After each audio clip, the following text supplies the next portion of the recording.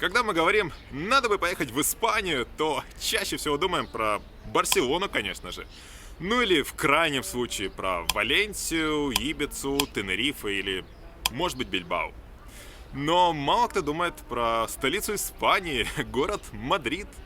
В этом видео я хочу разобраться, почему так случилось и действительно ли Мадрид это город на один день.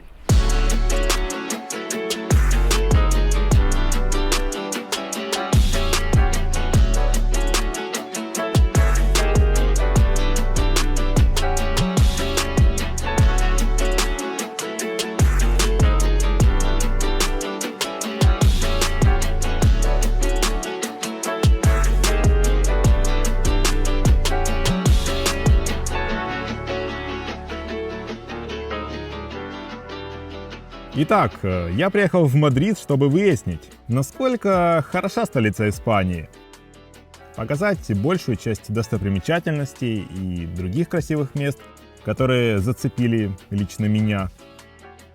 Мадрид — это самый большой город страны с населением за 3 миллиона человек, и одиноким вы здесь себя точно не почувствуете. Рядом есть горы, куда можно смотаться на выходные, а внутри самого города есть парки, которые оценил не только я, но и местные попугаи вместе с другими птицами. В Мадриде есть много историй, старинных районов, но при этом здесь же есть и современные кварталы, огромные стадионы, фудкорты или хрустальные дворцы, например. Кстати, здания в центре Мадрида оказались не такими уж и низкими, поэтому иногда приходилось задирать голову сильно вверх, чтобы все рассмотреть. Ну или подниматься на смотровые, которые я тоже покажу. До речі, якщо ви хочете подивитись таке саме відео, але солов'їною, то ось тут буде україномовне відео про Мадрид. Дякую. Ну а начать, по традиции, я хочу с главной достопримечательности города. А вот здесь у меня возникла проблема, потому что я не знаю, какая самая главная достопримечательность Мадрида. И после достаточно длительных размышлений я лично решил, что это будет музей Прадо. Он сейчас на небольшой реконструкции, но внешний облик это далеко не самое важное в нем. Потому что лично у меня первая ассоциация со словом Мадрид, если мы не берем Реал Мадрид и Атлетико Мадрид, это именно музей Прадо. Скажу сразу, что он не имеет никакого отношения ко всем известному бренду одежды. Там итальянцы, здесь испанцы. В нем собрана просто огромная коллекция картин, более 5000 различных статуй и других предметов изобразительного искусства. И вся эта коллекция легко может посоревноваться с Лувром. Конкретно у этого здания не самая легкая история, потому что когда Мадрид захватил Наполеон, то он распорядился в этом здании сделать конюшни. Но потом, когда его выгнали и сюда вернулся король Испании, то он распорядился сделать в этом здании картинную галерею. И, пожалуй, самая главная и приятная новость, связанная с этим музеем, заключается в том, что в последние 2 часа его работы и по будням, и по выходным сюда можно войти бесплатно, что я вчера и сделал. Конечно, 2 часов точно не хватит, чтобы рассмотреть все, что есть в музее Прадо. Поэтому, если в вашем сердце откликаются такие слова, как Тициан, Веласкес, Гая или Рембрандт, то вам точно нужно сюда приходить на целый день. А дилетантам вроде меня так раз хватает 2 часов. А еще сюда часто приезжают с гастролями другие всемирно известные произведения искусств, например, Мона Лиза. Кстати, напротив музея Прадо есть красивая королевская церковь Святого Иеронима. Именно в ней аж 3 столетия испанские короли и королевы венчались и давали присягу при вступлении на престол. А чтобы узнать, как выглядели эти, безусловно, важные люди, можно пройти несколько сотен метров дальше, к аллее скульптур в парке Ретиро. Изначально они должны были стоять на королевском дворце, который я еще покажу. Но королеве приснился плохой сон, что скульптуры падали на людей. Так что их решили поставить здесь, на всякий случай. Сам же парк Ретиро просто огромен. и это одно из самых любимых мест для прогулок у местных. Особенно летом, когда в Мадриде жара днем спокойно переваливает за 40 градусов. Раньше парк примыкал к одному из дворцов короля Испании, но он не пережил войны с Наполеоном, а вот парк потом восстановили. Внутри парка есть много вещей, на которые стоит посмотреть. Например, огромное озеро, где можно покататься на байдарке или лодке. Дворец Веласкеса, который был, внимание, построен для национальной выставки горного дела в конце 19 века. Так и не скажешь. Конную статую Альфонса XII со всеми соседними львами и статуями. И даже, как пишет интернет, единственный в мире памятник дьяволу. Но я его показывать не буду, думаю, что сами сможете найти. Еще здесь можно просто бродить часами по дорожкам, потому что территория самого парка аж 120 гектар. Но лично мне больше всего понравился в парке Ретиро Хрустальный замок. Это практически полностью стеклянное здание, которое было создано в конце 19 века как оранжерея по типу лондонского Crystal Palace, который потом, к сожалению, сгорел, а это здание так и осталось здесь стоять. Сейчас же Хрустальный дворец используют для временных экспозиций. Эта галерея выглядит красиво в любое время суток, на рассвете, днем, ночью, без разницы. Рядом есть еще озеро с утками и фонтаном. И если бы в моих планах не было снять весь Мадрид за 3,5 дня, то я бы с удовольствием провел здесь несколько часов, наслаждаясь тишиной и такой красотой в центре 3-миллионного бурлящего города. И если вам, так же как и мне, нравятся подобные стеклянные галереи, то можно заглянуть еще на соседний вокзал Аточа. А точнее на его старый зал ожидания, где сейчас сделали зимний сад с пальмами и другими растениями. Выглядит очень необычно. Таких вокзалов в своей жизни я еще не встречал. Кроме всем известных скоростных поездов, которые уходят с этого вокзала и могут довести вас, например, до Барселоны за 2,5 часа, всего лишь за 7 евро, если билеты покупать сильно заранее. Да, я сам в шоке. В Мадриде есть просто огромнейшее метро. Примерно так выглядит его карта. Тут 289 станций, 13 веток и 293 километра путей. Кстати, по этому показателю оно занимает 13 место в мире. Поезда, правда, не всегда самые современные, но зато метро большое. Стоимость проезда рассчитывается в зависимости от длины маршрута. Первые 5 станций – 1,5 евро. Каждая последующая – плюс 10 центов. Но максимальная стоимость поездки – 2 евро. За поездку из аэропорта нужно будет доплатить еще плюс 3 евро. Там же вам выдадут и пластиковую карточку за 2,5 евро, которую можно будет пополнять в будущем. Если же возвращаться к Аточа, то рядом есть еще один известный музей Мадрида – Центр искусств королевы Софии, в котором собрана уже современная коллекция живописи. И заканчивая уже подзатянувшийся рассказ про главный музей Мадрида, должен сказать, что в 200 метрах от музея Прадо есть еще один очень важный музей – Тиссена Берниса. И чтобы вы понимали, насколько это значимый музей, до 1993 года именно в нем находилась самая крупная частная коллекция искусств в мире.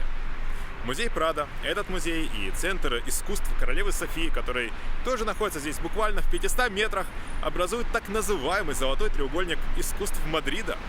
И вообще я хочу сказать, что пока что в этом городе меня, наверное, удивило больше всего две вещи. Во-первых, это просто нереальное количество музеев. Если вы любитель именно такого отдыха, то Мадрид это будет просто Мекка для вас. А во-вторых, здесь не так много церквей, хотя именно большого количества базилик, соборов я ожидаю видеть в любом крупном городе Испании. Кстати, между музеем Тиссена Берниса и Центром королевы Софии находится 24-метровая живая стена с растениями, которая, просто покорила меня. Выглядит очень необычно, и если вы хотите сделать фотографию с ней, то приходите в первой половине дня, потому что потом солнца не будет. Я должен сказать, что Мадрид лично меня удивил размерами. Например, стадион Сантьяго-Бернабеу, куда помещается за 80 тысяч человек, и который оказался на реконструкции. Своим метрополитеном, главной ареной для корриды Лас-Вентас, про нее еще расскажу. Вот это здание как будто из Чикаго. Кстати, на него мы тоже поднимемся. Большинство достопримечательностей в центре Мадрида находятся возле 3 площадей. Это Плаза Майор, Пуэрто дель Соль и Королевская площадь. Так что, рассказывая про достопримечательности в центре Мадрида, я буду отталкиваться от этих 3 площадей. Поэтому сейчас хочу рассказать про район Королевского дворца в Мадриде, где, кстати, находится просто огромный по своим размерам главный храм города. Но начнем все-таки с Паласио Реал де Мадрид или Паласио де Ориенте, что переводится как «Восточный замок». И если посмотреть на карту, то он находится в западной части центра Мадрида. Несостыковочка. В общем-то, про дворцы часто говорят, что именно вот этот дворец самый-самый. Но дворец в Мадриде правда впечатляет своими размерами. А сейчас я хочу показать, насколько это огромный дворец, пройдя по его периметру. Для сравнения, в Букингемском дворце, где живет королева Великобритании, 775 комнат. И тут ты задаешься вопросом, зачем так много? Но в Мадриде решили не задавать этот вопрос и сделали аж 3418 комнат. Сам дворец пожелал построить в 18 веке Филипп V. И так как он жил до 17 лет во Франции, то и дворец решил строить наподобие Версаля. И должен сказать, что получилось очень впечатляюще. После тех событий прошло около 100 лет, королевская семья уже давно обосновалась во дворце, и тут уже Изабелла II в 19 веке поняла: рядом с домом не хватает театра.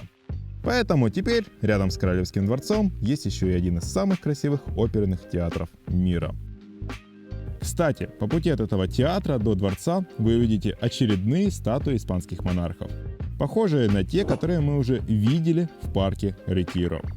А уже на площади рядом с Королевским дворцом, кроме уличных музыкантов, можно увидеть, например, смену караула или насладиться смотровой площадкой, с которой видны огромные парки Мадрида, Кампо дель Маро и Каса де Кампо. А на противоположной от дворца стороне площади находится тот самый главный храм города. Кто-то ищет жилье поближе к метро, кто-то поближе к хорошей школе. А вот испанским королям рядом с домом не хватало оперного театра, и они его построили. Но потом испанскому королю Альфонсу XII захотелось, кроме оперного театра, еще иметь рядом с домом церквушку, в которой он и его потомки могли бы повенчаться. И, собственно говоря, за моей спиной собор Санта-Мария в Реаль де ла Альмудена, или просто собор Альмудена. Правда, строительство слегка затянулось, конкретно на 109 лет, и, наверное, это такая себе испанская традиция строить главный храм города не меньше 100 лет. По крайней мере, если сравнивать с Саграда Фамилия в Барселоне, то все сходится. Ну и я слегка преуменьшил, на самом деле это просто огромный собор. Обязательно зайдите вовнутрь, думаю, что он вас впечатлит. Кстати, осветили его только в 1993 году. Рядом с собором Альмудена есть виадук, с которого открывается неплохой вид, но на спальные районы Мадрида. Но посмотреть можно, а сфотографироваться нет, потому что здесь стоят стекла. Это произошло потому, что отсюда любили прыгать самоубийцы, хотя могли бы просто натянуть сетки и не портить вид. Но в конце виадука все-таки есть небольшая смотровая, которая практически полностью дублирует то, что можно увидеть с Королевского дворца, но зато на ней практически нет людей, можно красиво сфотографироваться с видом на горный хребет возле Мадрида. Я думаю, что сюда стоит заглянуть, особенно после марш-броска по Королевскому дворцу и собору Альмудена. Кстати, рядом находится еще одно интересное место, где можно изучить уже более древнюю историю города в еще одном парке в честь основателя Мадрида. И как бы это удивительно ни звучало, но город основали мусульмане. А конкретно эмир Мохаммед I, в честь которого и назвали этот парк. Так раз на территории Королевского дворца и Королевской площади проходила стена первой крепости. которую основали мусульмане. И она так раз сохранилась в этом парке. Вообще место очень уютное, комфортное. Из этого парка хорошо видно собор Аль-Мудена, но почему-то, по какой-то неведомой для меня причине, сегодня этот парк закрыт. Но я думаю, что, скорее всего, когда вы приедете в Мадрид, это место будет открыто, и я бы сюда заглянул. А чтобы понять, насколько большой размер у Королевского дворца и собора Аль-Мудена, я предлагаю посмотреть на все сверху и подняться на то самое здание из Чикаго, которое находится недалеко. Кстати, по пути от Королевского дворца до смотровой в отеле Риу Плаза Испания будет район, который уже создан для пешеходов, а не автомобилей. А еще вы увидите, какие крутые детские площадки есть в Мадриде. Чтобы попасть наверх, нужно выстоять немаленькую такую очередь к кассам и лифту. И, наконец, где-то через полчаса в моем случае, но иногда люди ждут и 2 часа, можно увидеть, насколько же огромен Королевский дворец и Аль-Мудена. Вид с террасы открывается на 360 градусов и, кстати, она находится на высоте 100 метров. Отдельной изюминкой места можно назвать такой 4,5-метровый балкончик с прозрачным полом. Так что, если у вас боязнь высоты, на него лучше не заходить. И у меня есть несколько лайфхаков, связанных с этим местом. Во-первых, приходите сюда по будням, потому что сегодня суббота, и вместо 5 евро я заплатил 10, но я хочу сказать, что эта смотровая стоит и 25 евро. Это во-первых. А во-вторых, приходите с утра, потому что будет меньше людей, и по моим примерным подсчетам, тот стеклянный балкон, так раз будет солнце, и, соответственно, фотографии будут чуть-чуть лучше.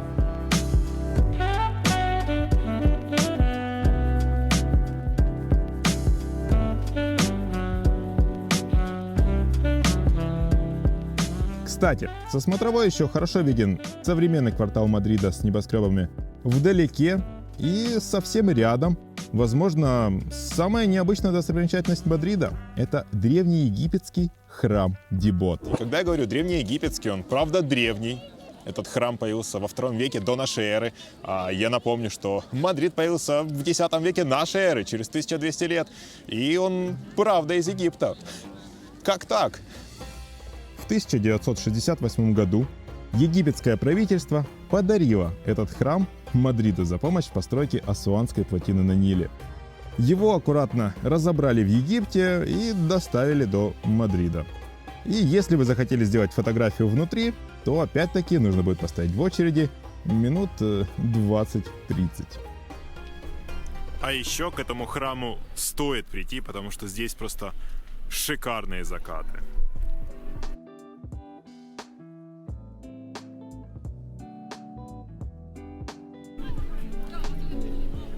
Сейчас прямо в камеру светит солнце, поэтому, возможно, вы не все увидите, но здесь очень красиво. И, как видно по количеству людей, так думаю не только я. И вообще место оказалось очень сильным, особенно на закате. Я прям почувствовал здесь дух свободы. Поют уличные музыканты, танцуют молодые тиктокеры. Сюда приходит очень много местных. И, кстати, это происходит частично потому, что испанцы не очень-то и любят встречаться дома. Если есть возможность, они всегда пойдут на улицу. В общем, когда я буду снова в Мадриде, то обязательно сюда приду. Еще одно уже традиционное место, где любят собираться местные, это, конечно же, центральная площадь города. Но вот здесь лично у меня возникла проблемка. Субъективно показалось, что в Мадриде 2 главных площади. Но начну рассказывать через несколько минут, конечно же, с главной официальной площади Мадрида – Плаза Майор. Кстати, от храма Дибот к ней можно частично пройтись по главной улице города Гранд Виа. Мне она очень понравилась, и когда я гулял по главной улице Мадрида, то почувствовал себя больше в центре какого-то американского крупного города. Относительно высокие здания, как для европейской столицы. Широкая дорога, кстати, для постройки улицы снесли более 300 домов. Много людей вокруг, как будто идешь по Таймс-сквер. магазинов, красивых вывесок, стильной рекламы.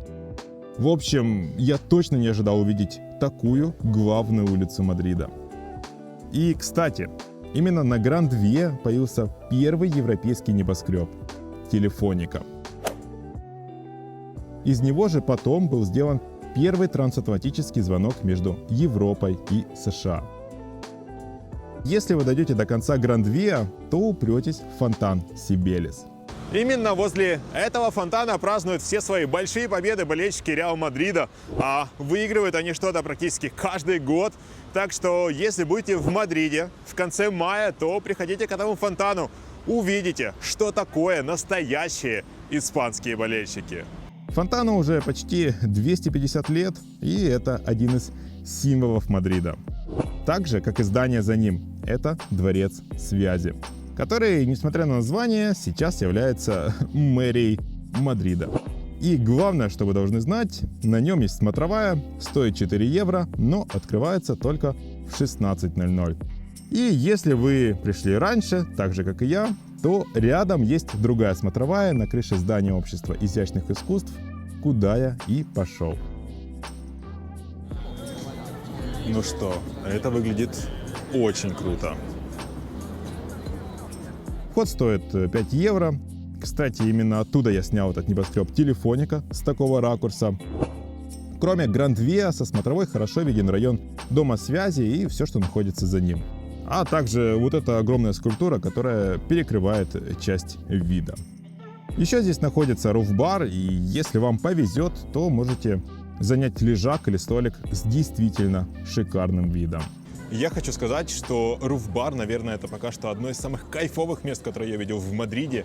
И, в принципе, вид с него, из Дома связи, который находится здесь буквально в 200 метрах, я думаю, что примерно одинаковый. Так что, если вы хотите посмотреть на Мадрид до 4 вечера, то приходите на руф-бар. А если после 4, то можно, в принципе, в Дом связи, там будет вход стоить чуть-чуть дешевле. Вход в этот бар находится в таком проулочке, и я решил, что это важно показать, потому что сам прошел несколько раз это место. А вообще в оригинале это вход в кинотеатр, судя по всему.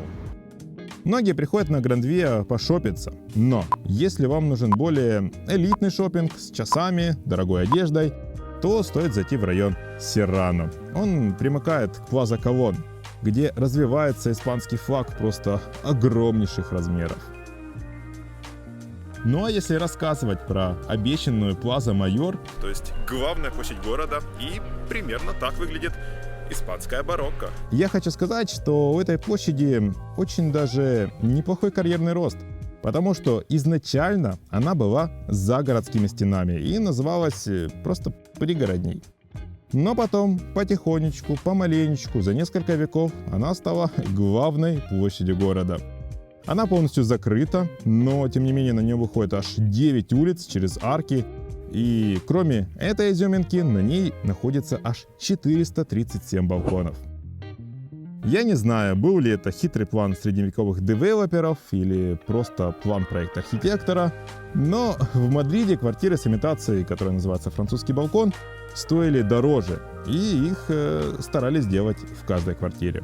Поэтому на Плаза Майор и в районах вокруг практически на всех зданиях есть французские балконы. По бокам этой площади вы можете увидеть слегка наклоненные здания, потому что Плаза Майор уже старенькая, и ее фундамент нужно поддерживать. Сейчас на ней проводятся разные ярмарки, шоу, выступления артистов, а вот раньше на ней короновали испанских королей, казнили еретиков и даже проводили первую корриду в Мадриде. А вот про корриду я хочу рассказать отдельно. А сейчас испанская коррида проводится на арене Лас-Вентас, и она, естественно, самая большая в Мадриде, в Испании и во всей Европе, но только третья по величине в мире. Сюда помещается около 24 тысяч человек, и если вы хотите максимально познакомиться с испанской культурой, то, я думаю, вам сюда. И, как видно по этой очереди, интерес испанцев к корриде еще не иссяк. Кстати, здесь же есть еще и музей корриды. А если вы уже думаете, что, старые красивые здания, это, конечно, хорошо, но, Дима, покажи нам современные районы Мадрида, то, пожалуйста. Это площадь Кастилии, и здесь есть такие башни-близнецы, которые называются Ворота Европы. И вживую они выглядят просто крышесносно. Если вы любите более современную архитектуру, то стоит погулять по району с этими башнями, которые называются Чамартин. Арена Лас-Вентас, башни-близнецы находятся не в центральных районах столицы. И если уж выезжать на метро из центра, то я бы ближе к вечеру заехал еще в район парка Серра дель Тио Пио. В этом парке есть холмы, с которых можно встретить закат, и в отличие от всех остальных смотровых, которые я уже показал и покажу, солнце будет заходить так раз над центром города. И сейчас я хочу чуть-чуть помолчать, чтобы вы насладились этой красотой.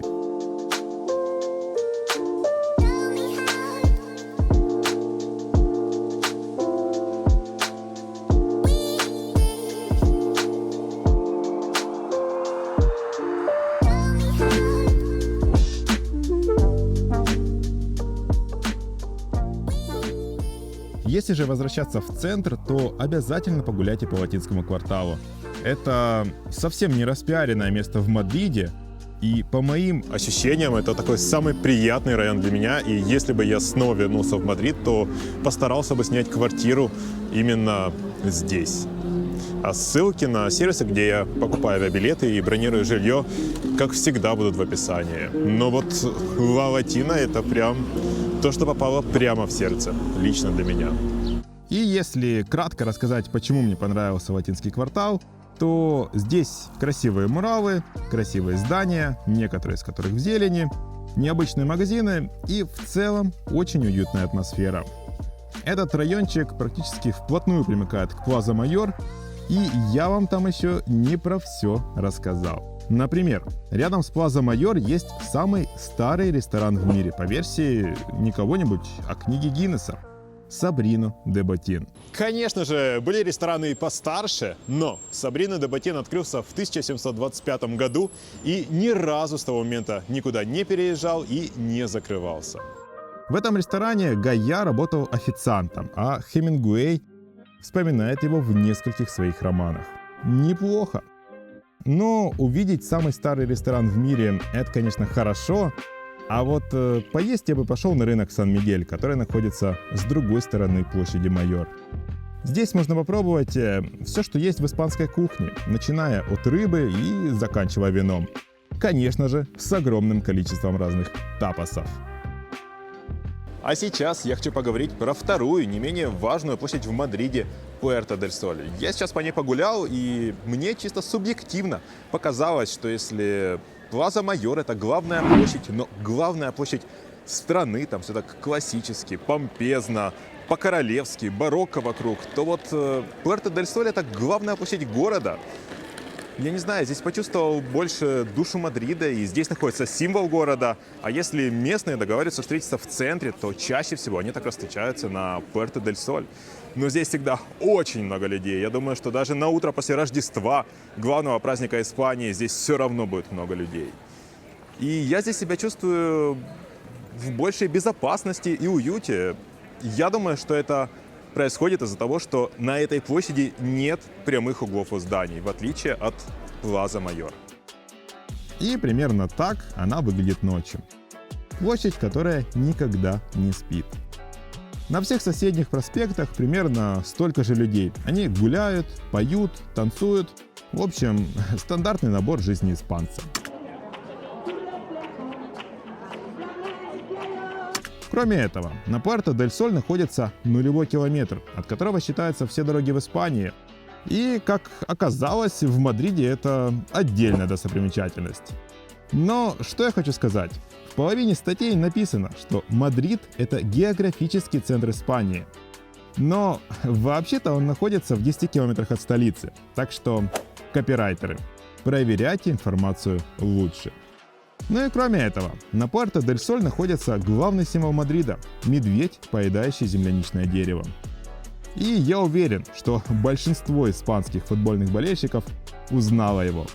Потому что именно этот медведь изображен на гербе футбольного клуба Атлетико Мадрид.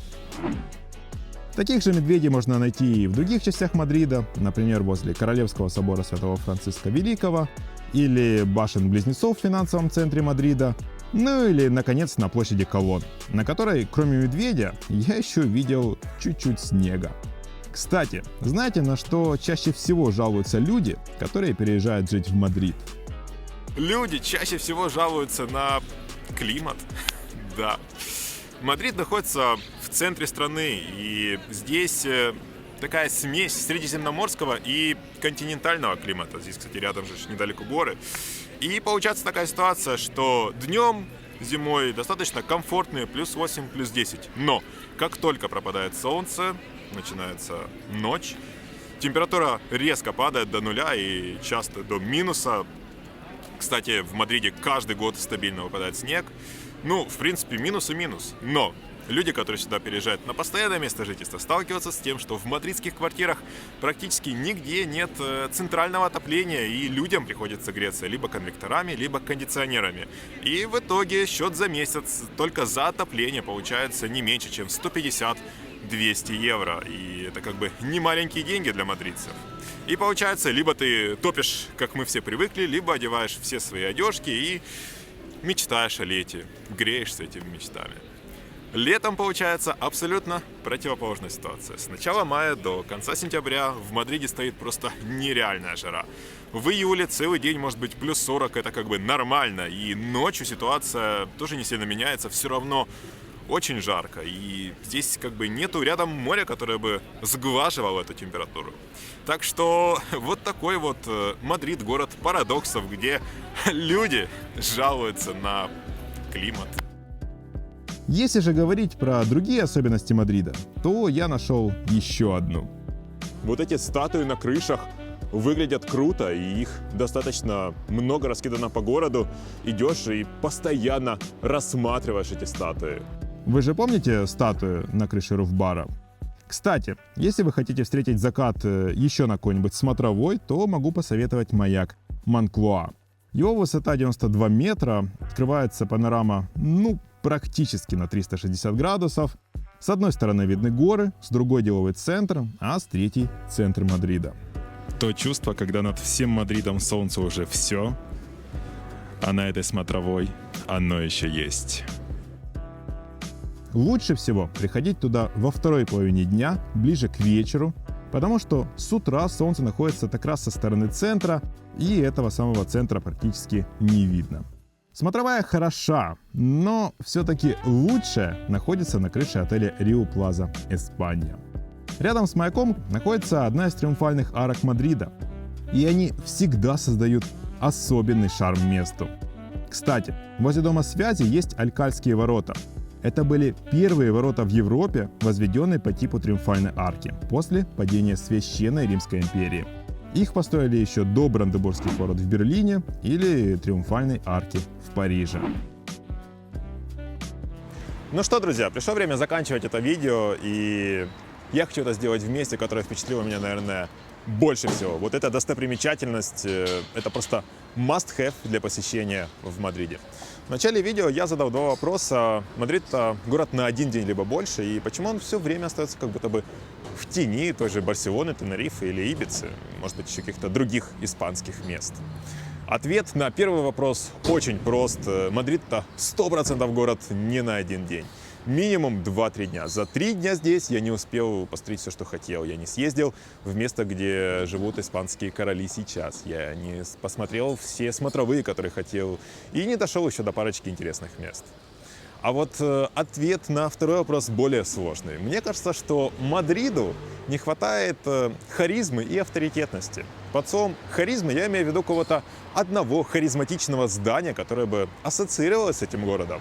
То есть при слове Париж мы думаем Эйфелева башня. Лондон — это Биг Бен. Рим — это Колизей. Та же Барселона — это Саграда Фамилия. А вот Мадрид, никакого здания так и не приходит мне в голову. А под словом авторитетность я имею в виду какой-то авторитетной личности, которая бы ассоциировалась с этим городом. То есть та же Барселона — это Гауди, который построил там немаленькое количество красивых зданий. Я думаю, что в Мадрид стоит приезжать на 2-3 дня, жить в центре города, потому что 95% всех достопримечательностей находится именно в нем. И лучше всего это делать либо весной, либо осенью, потому что зимой может быть достаточно холодно, а летом будет точно очень жарко. Зимой нужно ехать в Барселону. Спасибо большое за просмотр. Из испанских городов у меня есть еще видео про Барселону и Аликанте. Можете их тоже посмотреть. Подписывайтесь на канал, ставьте лайки, мне будет очень приятно. И пишите комментарии, как вам видео. Спасибо за просмотр. Все, пока!